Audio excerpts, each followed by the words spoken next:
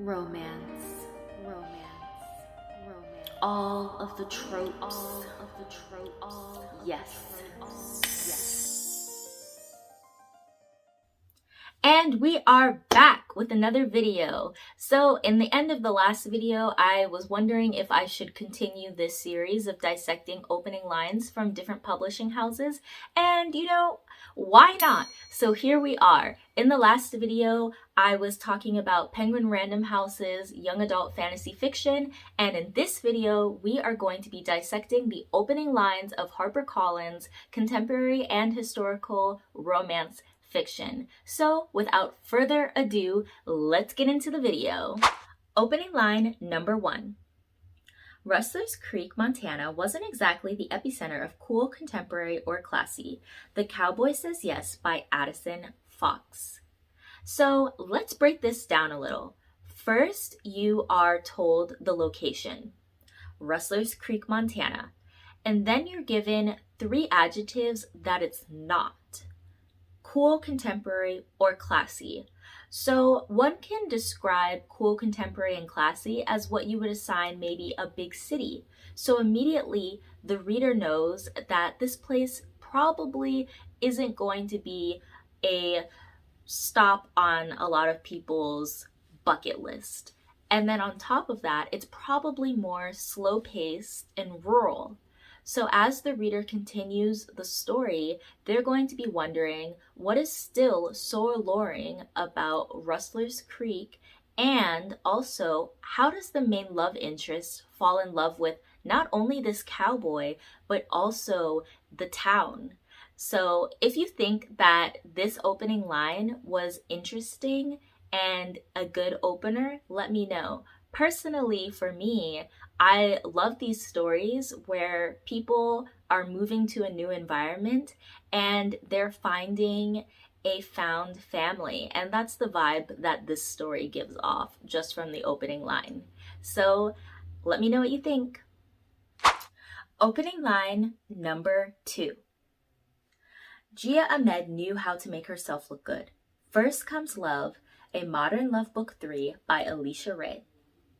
So immediately, as the reader, you can see that the author wants to emphasize a single point, that the main character cares a lot about her appearance.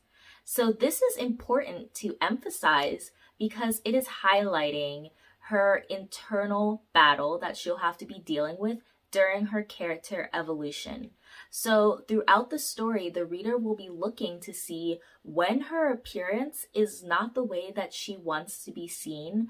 Maybe something is revealed in a public space that she wanted to keep hidden, and then you have to see whether or not the main character will be able to relinquish control over her appearance and hopefully become a better person by the end of the story. So I definitely think that this was a really well thought out first line, and it's interesting to see that in a romance book they are emphasizing the internal struggle before you even really get into the meat of the story. Opening line number 3. The moon was high and full, the night was ripe for witchy business, and Danica Brown had honey on her tit. Take a hint, Danny Brown by Italia Herbert. Yes, I read what I read. So let's see what we should emphasize in this opening line. First, there's the full moon and a witch or witchy business. And what you can see is that there's probably some ritual taking place. And with a ritual, you know that the main character wants something. So instantly, as the reader, you want to continue reading to figure out what the main character's desire is. The second thing is honey on the main character's boobs. So you are seeing that the main character and the author are working together to hint to the reader that this book is probably going to have a lot of sexual tension or eroticism. So if that's something that you're searching for when you read a romance novel, this book probably won't disappoint you. So I definitely think that this was a strong first line because it hinted towards two big things that a reader might be curious about when they open the book. Opening line number 4. San Francisco 2019. Margot Salton wondered if there was a way to capture this moment and hold it forever. Sugar and Salt by Susan Wiggs. So the first thing you want to see is that this is taking place during a certain timeline. So we're emphasizing the year and the location, and then you're also seeing that the main character has a memory that they hold very dearly to themselves. So as the reader, you are curious about what this memory is, so you're going to continue reading. Now, you also are going to be inferring that this story might take place where it is jumping between timelines. So 2019, maybe they're going to go to the past or to the future. So I think that is really interesting because I did read a Susan Wiggs book called The Apple Orchard, and she did go between timelines from present day to World War II in that book. So I believe that that might be a specialty of the author. What do you guys think? Would you have an opening line where you are emphasizing that the main character is in another time period? Opening line number 5. Olivia Shore gazed out through the darkened window of the limousine toward the private jet, parked in the tarmac. When Stars Collide by Susan Elizabeth Phillips. Immediately you can see that the first and last name of the main character is emphasized, and that is something that is seen in previous opening lines with Danica Brown and Gia Ahmed. So you can tell that romance authors really want you to know who the story is about. The second thing that you'll see specifically to this opening line is that the social status and also the social circle that the main character is a part of is emphasized. This private jet screams wealthy elite. So as the reader, you are entering a world of someone who will be dating rich people or has dated wealthy people in the past. So if this is something that you want to live vicariously through, as the reader, you are now told directly that you are going to be experiencing this love life from a character that is a part of the 1%. So let me know in the comments if you think that this was a good opening line. Opening line number 6. Her name is Esther. She is a war correspondent who has just returned from Iraq because of imminent invasion of that country. She is 30 years old, married without children. Zahir, a novel of obsession by Paulo Coelho. So, as you can see, there is another name being mentioned, but when you couple that with the title, that this is a novel about obsession, you're kind of thinking to yourself, maybe this is who the main character is obsessed with.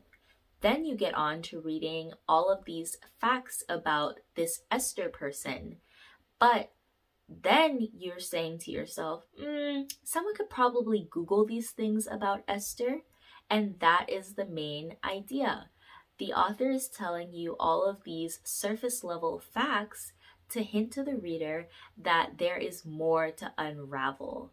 And I personally believe that this is a great first line because you are going to be looking in between the lines and searching for more information. And that is going to keep you reading. Opening line number 7. Caleb Devereaux turned out of the sharp switchback and onto the driveway leading up to the tiny mountain cabin, swearing when he hit pothole after pothole. Keep Me Safe, a slow burn novel by Maya Banks. So again, we're getting the introduction to the main character's first name, and then on top of that, you are seeing that he is navigating a very tricky area, and this is causing him a lot of frustration. So you can immediately see that the author wants you to know that the place that the main character is going to is not going to be comfortable at all.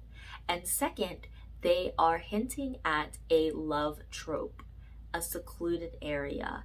And anyone that loves tropes about two people falling in love slowly over time as they overcome an obstacle and they have nobody else around, they will eat this up, because you might even get the faded one bed trope, or the faded we need to keep each other warm because we're in a secluded cabin and it just rained and now I'm going to catch hypothermia.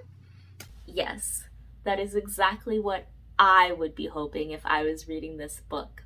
But let me know if you think that this was a great opening line to read.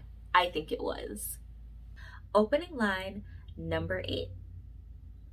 Prue Harris's mom had taught her to make wishes on pink cars, falling leaves, and brass lamps, because wishing on something as ordinary as stars or wishing wells was a sign of no imagination. Sweet Little Lies, a Heartbreak Bay novel by Jill Shalvis. Right off the bat, you can see that the main character has a special relationship with her mother and probably takes her words very seriously.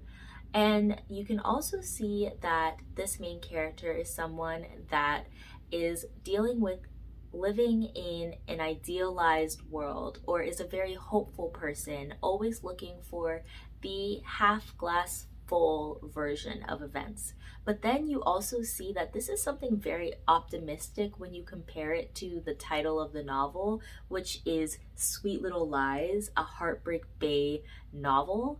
And you are now seeing that this story is probably going to come with a lot of truths and revelations and maybe reality breaking for the main character. So I definitely think that in this case, the author's intention was to juxtapose the optimism with the sadness that will probably happen in the novel. So I do think that this was a very successful approach and something that a lot of people might consider for their own novels, you know, having something that is positive being contrasted with something that's negative. Opening line number 9. Rosie Vega, a department store shopper's worst nightmare. Love Her or Lose Her by Tessa Bailey. So immediately you're thinking to yourself, this sounds like a reversal of a Karen, because typically when you're thinking about a disturbance or something popping off inside of a grocery store, you're thinking that there is somebody that is causing the worker stress, not the other way around. So what the author is emphasizing is, one, that we are seeing that the personality of the main character is important to this novel. So what is going to be happening here? Is the main character stubborn? Are they someone that doesn't back down easily? That is all what we are kind of inferring from this opening line. The second thing that you can see is that they're someone that works in the service industry. So they are someone that works for what they have. And that will definitely play a key part in unraveling this romance story when the main character probably has to deal with letting go of their control and maybe compromising. So I definitely believe that this was a good first line. Opening line number 10. The birth of Simon Arthur Henry Fitzrandolph Bassett Earl Clevedon was met with great celebration. Bridgerton, the Duke and I. Bridgerton's Book 1. So immediately here you can see that you are getting introduced to another main character by their name and then also their full title. And you can see that they are someone that is very important. You're also getting an event that is placed in the first line, the birth of the main character. So you can infer that later on in the story, you're going to be hearing more about this birth and why it is so important. Now, as you continue to read, you can kind of see that the main character is someone that is going to have a lot of attention on them. And if you know the premise of the Bridgerton series, this is a story about people courting for marriage. So if Simon has a lot of attention on him, you want to know how exactly does the main love interest nail him down and capture his attention. I just have to say that I am obsessed with the show Bridgerton on Netflix, so at some point I will be reading the book series. I think I just want to experience the show first. I definitely think that this is a great opening line. If you disagree or agree with me, let me know down below in the comments. Okay, everyone, that is the end of the opening lines that I will be reading for HarperCollins romance books, contemporary and historical fiction. I definitely enjoyed reading all of these with you guys and kind of picking up on the patterns of what romance novels are doing for their opening lines. And if you saw any patterns that I didn't mention, definitely put those down in the comments. And if you have another genre or a publishing house that you want me to cover, definitely let me know too. I'll see you guys in the next video. Bye!